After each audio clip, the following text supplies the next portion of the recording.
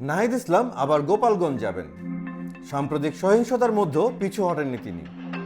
গোপালগঞ্জে জাতীয় নাগরিক পার্টি এনসিপির কর্মসূচিতে হামলার পর ফেসবুক পোস্টে ফের ঘোষণাটি দিয়েছেন তিনি। সামাজিক যোগাযোগ মাধ্যম ফেসবুকে এক পোস্টে নাহিদ লেখেন, গোপালগঞ্জে এনসিপির কর্মসূচি ছিল শান্তিপূর্ণ এবং পূর্ব ঘোষিত। তাতে কোনো যুদ্ধ বা সংঘাতমূলক আহ্বান ছিল না। তার ভাষায়, আমরা সশস্ত্র হইনি, আমাদের কর্মসূচি ছিল রাজনৈতিক এবং শান্তিপূর্ণ। তবু পথে পথে বাধা, গাড়ি আটকে দেওয়া, পথসভায় হামলা সবকিছু মিলিয়ে তিনি বলছেন এটা ছিল একটি পরিকল্পিত আক্রমণ।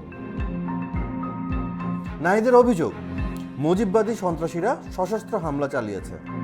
তার ভাষায়, গণ অভ্যুত্থানের সময় যেভাবে হত্যাযজ্ঞ হয়েছিল এবারও সেই চিত্রই ফিরে এসেছে। নাহিদ স্পষ্টভাবে বলছেন, গোপালগঞ্জ আওয়ামী লীগের নয়, বাংলাদেশপন্থীদের হবে। এই বক্তব্যের পেছনে রয়েছে রাজনৈতিক প্রতিশ্রুতি এবং প্রতিরোধের ভাষা।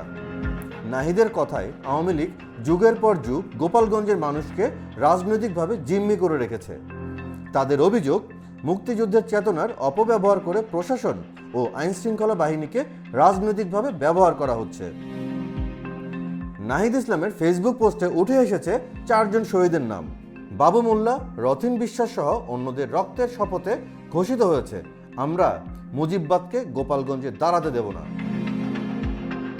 নাহিদ ইসলামের বক্তব্যে বারবার উঠে এসেছে বিচারিক প্রক্রিয়ার কথাও।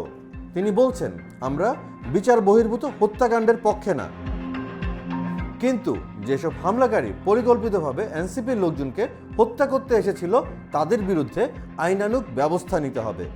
তার দাবি, অনেক হামলাকারী চিহ্নিত হওয়া সত্ত্বেও প্রশাসন তাদের বিরুদ্ধে যথাযথ ব্যবস্থা নেয়নি।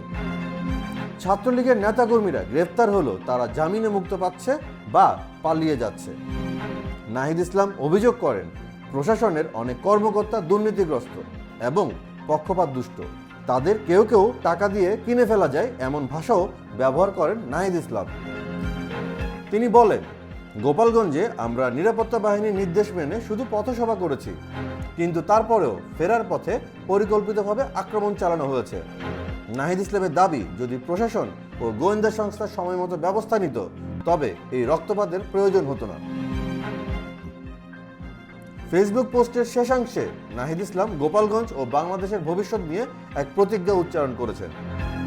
তিনি বলেন, শহীদদের কবর রয়েছে এই মাটিতে, সেই মাটি আমরা কোনো মুজিববাদীর হাতে ছেড়ে দেব না, বাংলাদেশের 1 ইঞ্চি মাটিও ওদের হবে না।